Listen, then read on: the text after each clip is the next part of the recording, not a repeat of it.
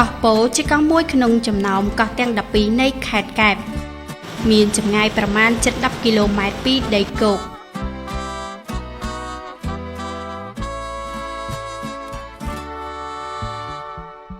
កោះនេះមានប្រជាពលរដ្ឋរស់នៅជាង100គ្រួសារភាគច្រើនប្រជាពលរដ្ឋនៅទីនោះប្រកបរបរនេសាទកោះពោគឺជាតំបន់កោះទេសចរណ៍បែបធម្មជាតិដែលមានទេសភាពស្រស់ស្អាតមិនចាញ់កោះដទៃទៀតឡើយ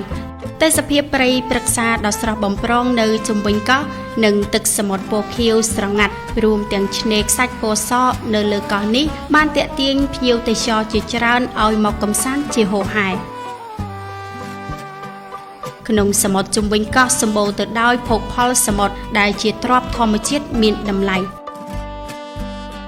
លក្ខណៈពិសេសមួយទៀតដែលធ្វើឲ្យកោះនេះកាន់តែពិសេសនោះគឺវត្តមានជ្រូកទឹកកំពុងរស់នៅក្នុងតំបន់ការពារជលផលនៅជុំវិញកោះនេះ